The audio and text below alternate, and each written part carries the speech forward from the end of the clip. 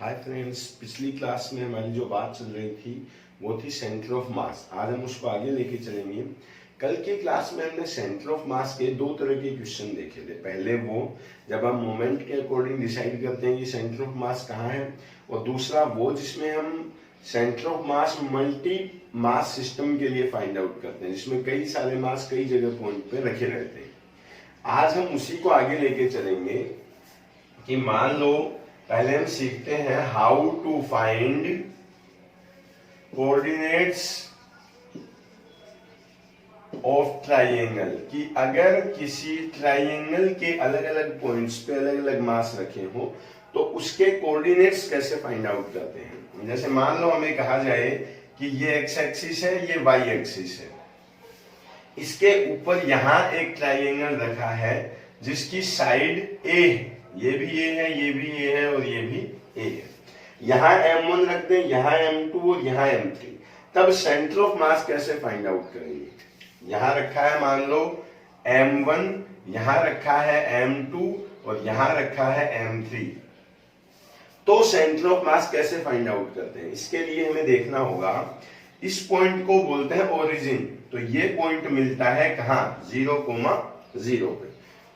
M2 कहां मिलता है, देखो x एक्सिस पे हम कितने चल चुके हैं, a, तो x कोऑर्डिनेट तो इसका कर दिया जाता है a, और y कोऑर्डिनेट पे हम अभी इस लाइन से ऊपर नहीं गए हैं, मतलब हमने y एक्सिस का मूवमेंट अभी नहीं किया है।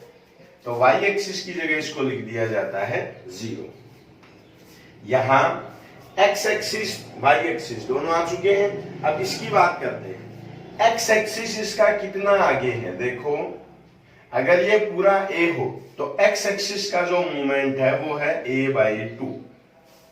x एक्सिस पे पूरा a था, ये पॉइंट है मिड में, तो x एक्सिस पे तो कितना है a/2। y एक्सिस पे इसका मूवमेंट है ये, कितना ऊपर चला गया है ये। अब इसको निकालने के लिए हम यहां एक साइड में ट्राइंगल देख सकते हैं जिसका ये साइड है a/2 और ये है a। इसका परपेंडिकुलर हमें फाइंड आउट करना है, तो इसके लिए हम पाइथागोरस थ्योरम काम में ले सकते हैं। ये स्क्वायर माइनस ये स्क्वायर, तो a² माइनस a²/4, इसका स्क्वायर करके माइनस कर देंगे तो क्या आएगा, ये बचेगा √3a²/4 या √3a/2। a² माइनस a²/4 बचेगा 3a²/4, इसको लिख देंगे √3a/2। तो इसका ये कोऑर्डिनेट आएगा √3a/2। अब हम इसको इजीली कर सकते हैं M1 x1, M2 x2, M3 x3। मतलब अगर इसका x कोऑर्डिनेट फाइंड आउट करना हो तो कैसे करेंगे, सेंटर ऑफ मास का x कोऑर्डिनेट तो कैसे लिखेंगे, M1 × 0 प्लस M2 को कर देंगे a से, M3 × a/2 और अपॉन कर देंगे M1 + M2 + M3। यूं ही इसका हम y कोऑर्डिनेट भी फाइंड आउट कर सकते हैं। एक एग्जांपल में लेता हूं। यहां ये मान लो कोई ट्राइंगल है जिसको यूं हमने रख दिया है। यहां इसकी साइड हमें दे रखी है 2 सेंटीमीटर, यहां है 2 kg, यहां है 3 kg और यहां हमें दे रखा है 4 kg। तो देखो इसके कोऑर्डिनेट होंगे 0, 0, इसके कोऑर्डिनेट a,0, तो a कितना है इसका 2 है, तो x कोऑर्डिनेट तो लिख देंगे 2, और y कोऑर्डिनेट पे अप या डाउन मूवमेंट इसका नहीं है तो y कोऑर्डिनेट कितना लिख देंगे 0। इस केस में x कोऑर्डिनेट हाफ करते हैं तो 2 का हाफ कितना ले लेंगे 1, और ये था √3a/2, तो √3a की जगह कितना है 2 है /2, तो ये आ जाएगा √3। सेंटर ऑफ मास का x coordinate M1 x1, M2 x2, M3 x3 upon M1 + M2 + M3। Formula जो हमारे पास है M1 x1 + M2 x2 + M3 x3 upon M1 + M2 + M3, ये वैल्यू यहाँ पे पुट कर देंगे। ये आएगा 0, ये 6, ये 4, ये 9, हो गया 10/9। सेम कंसेप्ट अगर आप y के लिए पुट करते हो तो y कोऑर्डिनेट भी निकाल सकते हो। m1 y1 2 into 0, m3 m2 y2 तो 3 into 0, m3 y3 तो 4 into √3 upon m1 plus m2 plus m3 तो ये 0 4√3/9 ये आ गया इसका y कोऑर्डिनेट।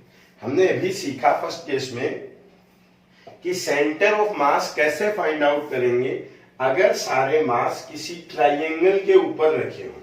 अलग अलग पॉइंट्स पे अगर रख दिया जाए तो ट्राइंगुलर केस में सेंटर ऑफ मास को कैसे फाइंड आउट किया जाता है। ट्राइंगल के बाद अब हम सीखते हैं स्क्वायर केस में। अगर स्क्वायर के अलग अलग पॉइंट पे मासेज रखे हों तो सेंटर ऑफ मास कैसे फाइंड आउट किया जाता है। देखो, जिस तरह हमने ट्राइंगल के अलग अलग पॉइंट्स फाइंड आउट किए थे, सबसे पहले हमें ट्राइंगल की तरह ही स्क्वायर के पॉइंट फाइंड आउट करने पड़ेंगे। ये मान लो ये है कोई स्क्वायर जिसकी साइड हमें गिवन है a, ये x एक्सिस है, ये y एक्सिस है। अब यहां m1 है, यहां m2 है, यहां m3 है, यहां m4 है। ये लो, ये है m1, यहां है m2, ये है m3 और ये है m4। अब चारों पॉइंट्स के अकॉर्डिंग हमें centre of mass find out करना है। देखो, ये कहां मिलेगा 0,0 पे, ये तो ओरिजिन पे है। इसमें हम x एक्सिस पे कितने आगे चले गए हैं, a साइड के इक्वल, तो इसका x कोऑर्डिनेट तो लिख दिया जाएगा a। y कोऑर्डिनेट हम x एक्सिस के अप या डाउन अभी नहीं गए हैं, तो इसका जो y कोऑर्डिनेट है वो कितना दिया जाएगा 0।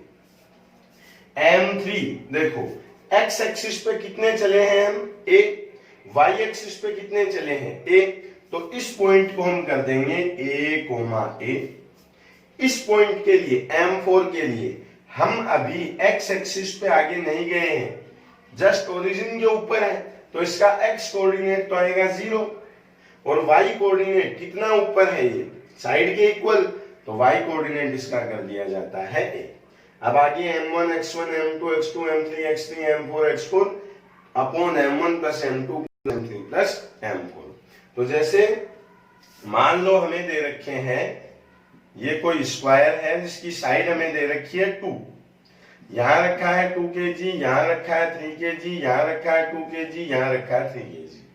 पूछता है where is centre of mass, तो क्या करेंगे, इसको बोलेंगे 0 0, इसको बोलेंगे x कोऑर्डिनेट कितना है 2 के इक्वल, y पे मूवमेंट नहीं है इसलिए 0। इसमें x कोऑर्डिनेट कितना है, ऊपर गए हैं 2, y कोऑर्डिनेट भी 2। इसमें x कोऑर्डिनेट होगा 0 और y कोऑर्डिनेट होगा 2। फॉर्मूले में रखेंगे सेंटर ऑफ मास का x कोऑर्डिनेट m1 x1 यानी 2 into 0, m2 x2 यानी plus 3 into 2, m3 x3 2 into 2, m4 x4 यानी 3 into 0 upon m1 plus m2 plus m3 plus m4। जो मल्टीप्लाई करेंगे तो ये 0 ये 0, ये 6 ये 4 यानी ऊपर होगा 10 और ये भी होगा 10, तो ये आ गया कितना 1। y कोऑर्डिनेट फाइंड आउट करेंगे तो सेंटर ऑफ मास का y कोऑर्डिनेट तो 2 into 0 m1 y1 m2 y2 3 into 0 m3 y3 2 into 2 plus m4 y4 3 into 2 upon m1 plus m2 plus m3 plus m4।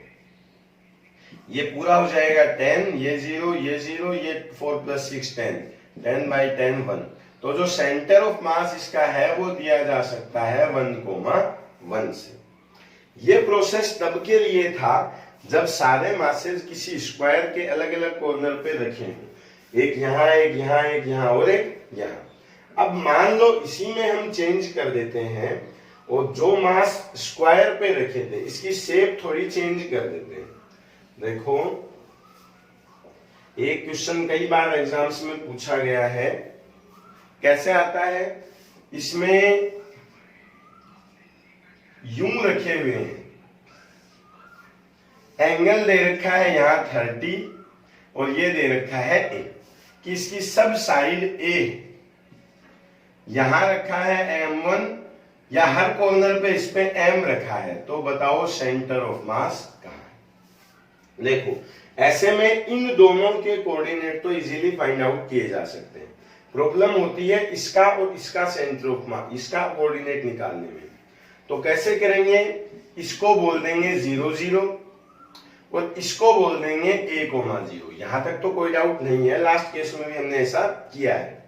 अब जब इसका कोऑर्डिनेट हमें निकालना हो तो सबसे पहले इसको थोड़ा नीचे ले आते हैं, ठीक है। अब देखो यहां एक ट्राइंगल है जिसकी ये साइड है a और ये एंगल है 30। अगर आप साइन थीटा लगाते हो तो साइन थीटा होता है p/h, तो थीटा के सामने परपेंडिकुलर p/h कितना है a, तो p इज इक्वल्स टू आएगा a sin 30, या इसको लिख सकते हैं a/2, क्योंकि sin 30 की वैल्यू कितनी पढ़ते हैं हम 1/2। ये आ गया कितना a/2। अगर sin 30 की जगह आप cos 30 लगा देते हो तो ये होता है b/h। बेस क्या है, ये है, इसको बोल दें बेस a, तो b इज इक्वल्स टू आएगा a cos 30 या √3a/2। तो जो इसकी ये साइड है ये √3a/2 है और जो इसकी ये साइड है ये a/2 है। तो इसके कोऑर्डिनेट अगर हमें निकालने हो तो ये पॉइंट x एक्सिस पे कितना आगे गया है, इसके इक्वल, और ये कितना दिया हुआ है हमें √3a/2, तो इसका x कोऑर्डिनेट लिख दिया जाएगा √3a/2। y कोऑर्डिनेट कितना है, ये है, और ये साइड कितनी आई है a/2। फिर से सुनना, इस पॉइंट का जब हम कोऑर्डिनेट फाइंड आउट करेंगे तो x एक्सिस पे इसका डिस्प्लेसमेंट है ये जो हमने cos 30 से निकाला है √3a/2। y एक्सिस पे इसका डिस्प्लेसमेंट है ये जो हम यहां से फाइंड आउट करके लिख देंगे। अब बात आती है इसकी, देखो इसका x कोऑर्डिनेट कितना है, a तो ये था और साथ में इतना और आगे चला हुआ है, कितना, नीचे वाला ये कितना है √3a/2, तो इसका x कोऑर्डिनेट लिखा जाएगा a प्लस √3a/2, ये प्लस ये है इसका x कोऑर्डिनेट, और y कोऑर्डिनेट कितना है, ये परपेंडिकुलर कितना मिला था हमें a/2, तो इसका y कोऑर्डिनेट लिख दिया जाएगा a/2। अब सिंपल है, m1 x1 m2 x2 m3 x3 m4 x4 upon m1 plus m2 plus m3 plus m4। तो इसको मैं सोल्व करके अगर लिखना चाहूं तो ये आएगा 2 आ जाएगा, इसका एलसीएम 2 प्लस √3 इंटू a, ठीक है। आगे क्या पुट कर देंगे, फॉर्मूला आपको याद होगा, m1 x1 m3 x3 plus m4 x4 upon m1 plus m2 plus m3 plus m4। ये पुट करके इजीली हम इसकी वैल्यू फाइंड आउट कर सकते हैं। ये थे सेंटर ऑफ मास के ऐसे क्वेश्चन जिसमें अलग अलग पॉइंट्स पे बॉडी के पार्टिकल दिए हुए रहते हैं और इनकी हेल्प से हमें सेंटर ऑफ मास को फाइंड आउट करना होता है। अब हम सीखते हैं इसका नेक्स्ट केस में ही, जो नेक्स्ट टॉपिक हम स्टार्ट करने जा रहे हैं इसको बोलते हैं negativity of centre of mass. Negativity क्या है इसको हम एक सेकंड बाद समझेंगे।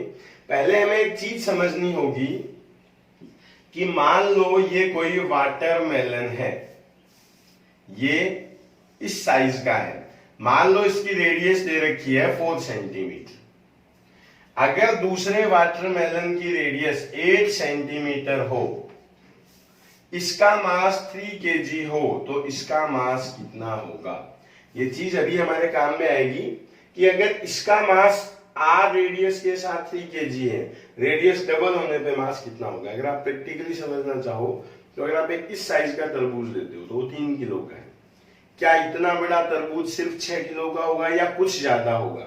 अगर ये 3 kg है तो क्या ये इतना ही 6 kg है या मोर देन 6 kg है। ऐसे क्वेश्चन में क्या करते हैं, पहले डेंसिटी में जाएंगे। तो देखो डेंसिटी का फॉर्मूला हम पढ़ते हैं, density rho is equals to m/3।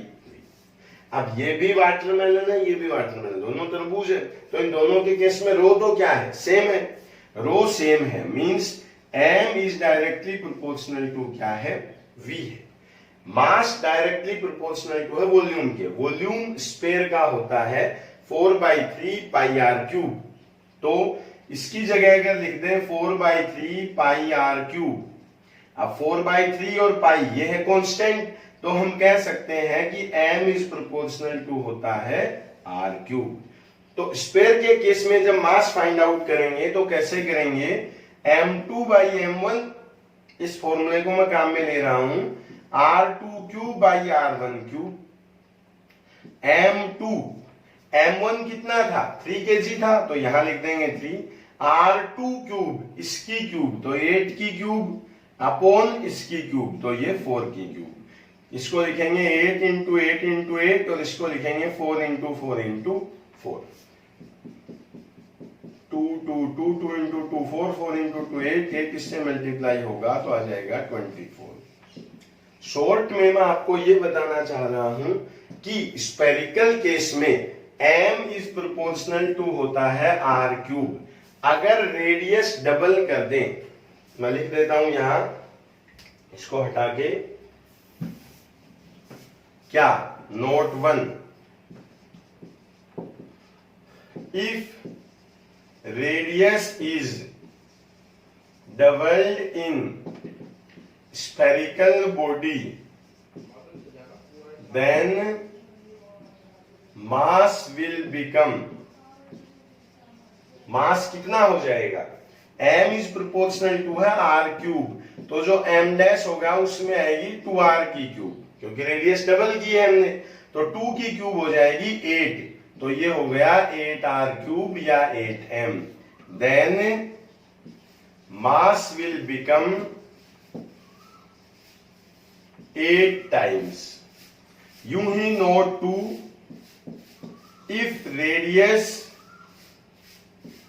Becomes half, अगर रेडियस हाफ हो जाती है तो जो 8 ऊपर आ रहा था वो 8 आ जाता है नीचे, देन मास विल बी, ये हो गया m/8। स्फेरिकल केस में रेडियस जितने टाइम होती है उसकी क्यूब करके मास फाइंड आउट करते हैं। ये था नेगेटिविटी ऑफ सेंटर ऑफ मास समझने के लिए स्फेरिकल बॉडी का एनालिसिस। अब करेंगे हम analysis of disc type body. देखो, डिस्क टाइप बॉडी का मतलब यहाँ किससे है, यहाँ आप रोटी ले सकते हो या चपाती ले सकते हो, ऐसी चीजों से एनालिसिस करना है। मतलब जो 2 डायमेंशन में होती है, 2D में होती है, जो ऊपर उठी हुई नहीं होती है, एक डिस्क की तरह होती है। तो मान लो ये कोई डिस्क है जिसकी रेडियस हमें दे रखी है r, रोटी चपाती डिस्क थाली कोई भी चीज है जिसकी डिस्क दे रखी है, रेडियस दे रखी है r। दूसरा है इसकी हमें दे रखी है 2r। अगर इसका मास m हो तो इसका मास कितना होगा। अभी जब हमने स्फेरिकल केस में ऐसी चीजें पढ़ी थी तब तो हमने ये कहा था क्यूब कर देते हैं, ये r है ये 2r है, तो इस 2 की क्यूब कितनी होगी, 2 इंटू 2 इंटू 2 8, तो इसका मास कर देंगे 8 टाइम। क्या डिस्क में भी सेम चीज होती है। देखो अभी हमने पढ़ा था रो इज इक्वल्स टू m/v, दोनों सेम ऑब्जेक्ट है तो रो कैंसिल कर देंगे, m इज प्रोपोर्शनल टू लिख देंगे v। रो इसलिए कैंसिल कर दिया है क्योंकि दोनों सेम टाइप की ऑब्जेक्ट है, ये चपाती है तो ये भी चपाती है, तो डेंसिटी दोनों की हम क्या मान लेंगे, सेम मान लेंगे। अब m is directly proportional to है v। अब इस टाइप की बॉडी का वॉल्यूम अभी आपने नहीं पढ़ा है। वॉल्यूम क्या होता है, एरिया इंटू थिकनेस। देखो वॉल्यूम लेते हैं हम L into B into H, इस h को अगर हम थिकनेस बोल दें तो L इंटू बी को क्या बोल सकते हैं, एरिया इंटू थिकनेस। तो यहां क्या लिख सकते हैं, एरिया इंटू थिकनेस। अब m is proportional to area होता है पाई आर स्क्वायर और t दे रखा है थिकनेस। पाई कांस्टेंट है, थिकनेस दोनों की सेम है, तो m इज प्रोपोर्शनल टू हम क्या लिख सकते हैं r²। तो यहां से जो पहले स्फेरिकल बॉडी के अंदर m is proportional to r³ आया था, इसके लिए क्या आता है m is proportional to r²। तो इसमें अगर क्वेश्चन आए then mass of new body with radius 2r, जिस बॉडी की रेडियस 2r है, इसका मास कितना होगा। m इज प्रोपोर्शनल टू हमने क्या पढ़ा है r²। r अगर डबल कर दें तो नया जो मास है वो कितना आएगा 2r का स्क्वायर, तो m डैश आएगा 4r² या 4m। याद ये रखना है, अगर कोई डिस्क टाइप का ऑब्जेक्ट आता है तो उसमें जो मास है उसको कर देते हैं स्क्वायर से, और अगर आता है cubical case, sorry spherical case, उस केस में रेडियस की कर देंगे क्यूब, वहां से मास को फाइंड आउट करेंगे। अब ध्यान से सुनना, नेक्स्ट टॉपिक क्या है, negativity of centre of mass. क्या क्वेश्चन है, let we have a disc of radius r। हमारे पास एक डिस्क है जिसकी रेडियस हमें गिवन है r, ये लो, इसकी रेडियस कितनी है r। A part of disc with radius r/2 is removed from the disc. इस डिस्क में से r/2 यानी यहां से कोई पार्ट जिसकी रेडियस कितनी दे रखी है r/2 from the disc is removed, इस हिस्से को निकाल लिया गया। सेंटर ऑफ मास हमेशा हैवियर मास की तरफ होता है। अब यहां से अगर आप होलो इसको कर देते हो, इस पार्ट को निकाल देते हो, तो सेंटर ऑफ मास जो पहले यहां था वो थोड़ा इस डायरेक्शन में शिफ्ट होता है।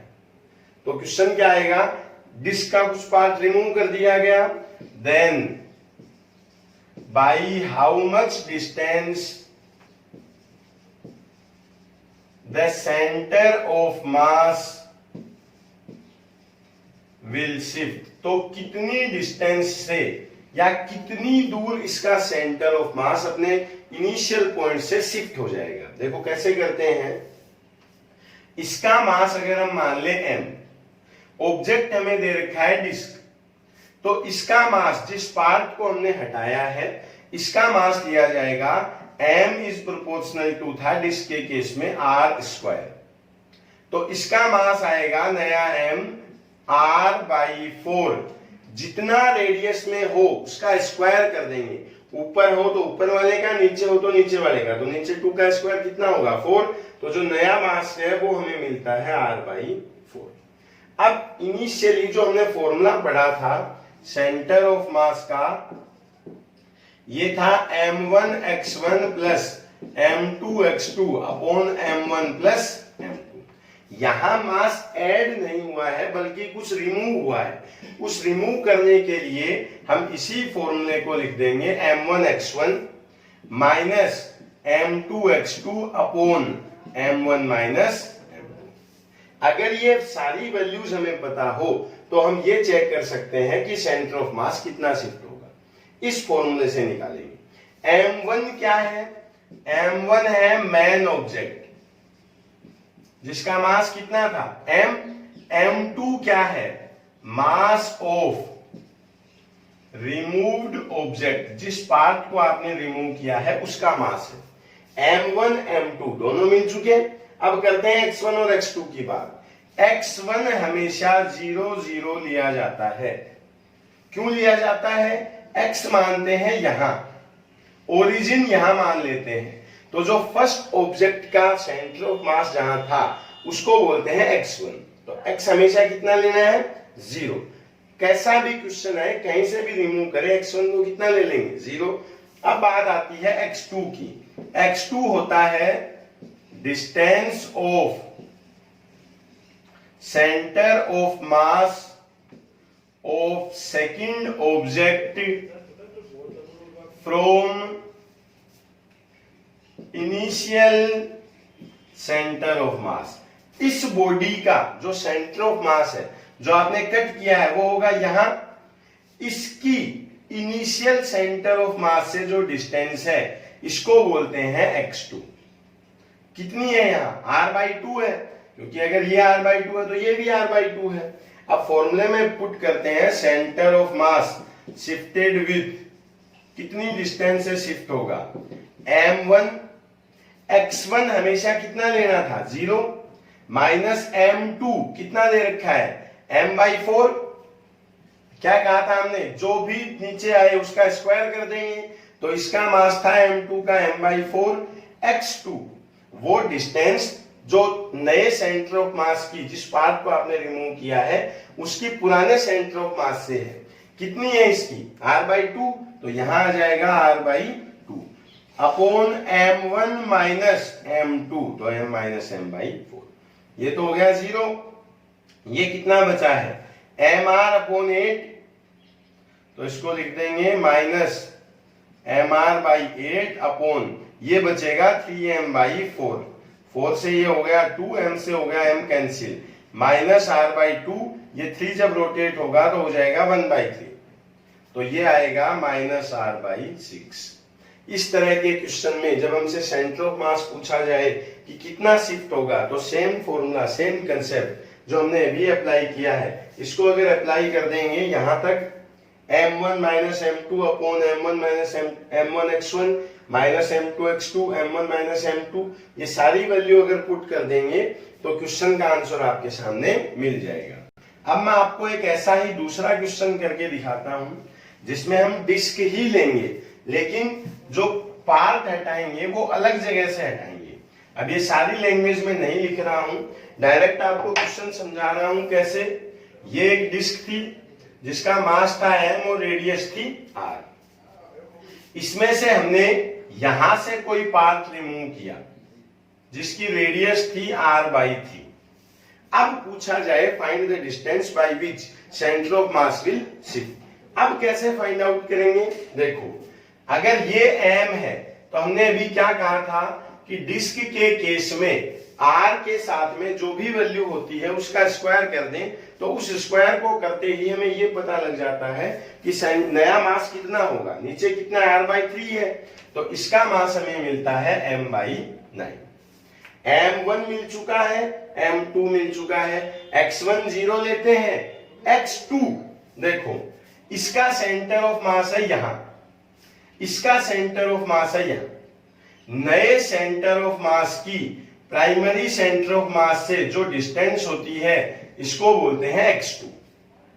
ठीक है, अब देखो ये पूरा कितना था? r था, रेडियस थी। r/3 अगर यहां है तो ये कितना है? ये डिस्टेंस होगी r माइनस r/3, ये मिलेगा 2r/3। तो x2 कितना दे रखा है? 2r/3।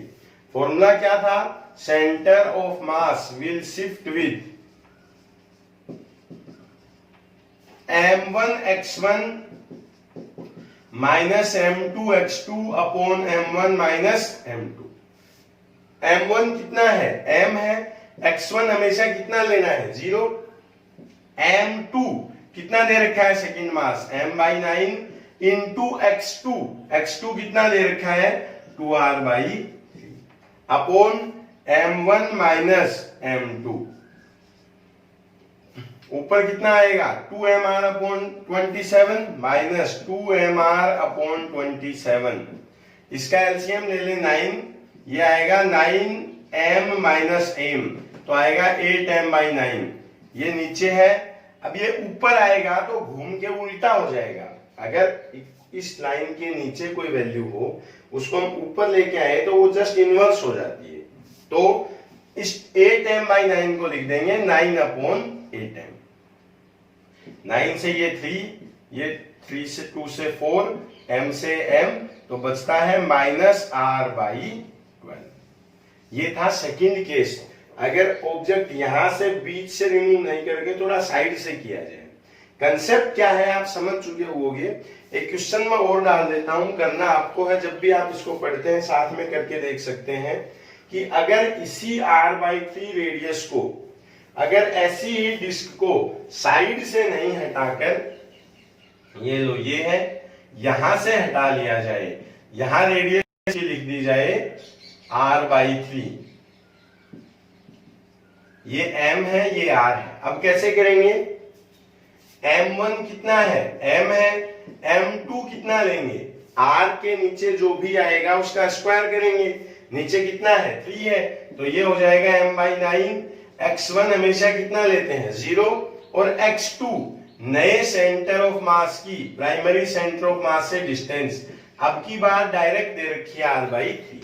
जब ये पार्ट यहां से रिमूव हुआ तो हमें डिस्टेंस फाइंड आउट करनी पड़ी थी r माइनस r/3 से, लेकिन यहां तो डायरेक्ट यही दे रखा है, तो r/3 पुट करके m1 x1 minus m2 x2 upon m1 minus m2 कर देंगे। अब हम चलते हैं नेक्स्ट केस में, जब डिस्क की जगह हमें कोई स्पेयर दे रखा हो, तो मान लो अब है, now we have a sphere, ये कोई स्पेयर है जिसका मास है m, रेडियस है r, इसमें यहां से r/2 रेडियस का कोई स्पेयर हटा दिया जाए। अब सेंटर ऑफ मास कितना शिफ्ट हो जाएगा, इसके लिए याद करो, पहले स्पेयर के केस में हमने पढ़ा था m is proportional to r cube, disc के केस में तो हम लेते हैं r स्क्वायर, और स्पेयर के केस में क्या लेते हैं r क्यूब। इसका क्यूब करना है अब की बार, तो जो इसका नए स्पेयर का मास हम लेंगे वो ले लेंगे m/8, क्योंकि 2 की क्यूब करेंगे तो 2 इंटू 2 इंटू 2, तो 2 की क्यूब कितनी आएगी अब की बार 8। इसका मास m है, इसका मास m/8 है, तो m1 कितना है m है, m2 कितना है m/8 है, x1 कितना है 0 लेना है, x2 इसके सेंटर ऑफ मास की, प्राइमरी सेंटर ऑफ मास से डिस्टेंस, ये पूरा कितना था r था, r/2 इधर है, तो ये आएगा r minus r/2 is equals to r/2। Disc और स्पेयर में जो चेंज आता है वो सिर्फ आता है m के केस में, यहां तो m की क्यूब आती है r की, वहां आता है r का स्क्वायर। तो अब कैसे करेंगे, m1 x1 minus m2 x2 upon m1 minus m2। m1 कितना है m है, x1 कितना लेना है 0, m2 कितना है m/8 है, और x2 कितना है r/2 upon m minus m/8। ऊपर बचेगा माइनस mr/16, यहां बचेगा 7m/8, ऊपर जाएगा तो उल्टा कर देंगे 8 अपॉन 7m, m से m, ये 8 से 2, तो माइनस r/14। स्पेयर के केस में जो मास हम स्क्वायर करके फाइंड आउट कर रहे थे, क्यूब के केस में वही मास, सॉरी वहां जो स्क्वायर कर रहे थे, स्पेयर के केस में वही मास क्यूब से फाइंड आउट किया जाता है। बाकी प्रोसेस सेम है, m1 x1 minus m2 x2 upon m1 minus m2। ये था सेंटर ऑफ मास। अभी तक एग्जाम्स में जो क्वेश्चन आए हैं वो इतने ही पॉइंट्स में से आए हैं। एक दो चीजें बच गई है कि बॉडी अगर यूनिफॉर्म होने की बजाय नॉन यूनिफॉर्म हो तब सेंटर ऑफ मास कैसे फाइंड आउट किया जाता है, अगर कोई बॉम्ब एक्सप्लोड होता है तो कैसे किया जाता है, ग्रेविटेशन के अंडर में कैसे किया जाता है, छोटे मोटे 2-4 टॉपिक बचे हैं वो हम कवर करेंगे नेक्स्ट लेक्चर में। लेकिन अगर आप यहां तक अच्छे से समझ लेते हैं तो सेंटर ऑफ मास में आपसे कभी गलती नहीं होगी। जितना मैंने अभी तक पढ़ाया है उसको अच्छे से समझ लें, रिवाइज कर लें, और कोई दिक्कत हो तो आप मुझसे पूछ सकते हैं। वीडियो पसंद आया हो तो लाइक करें, चैनल सब्सक्राइब करना बिल्कुल नहीं भूलें।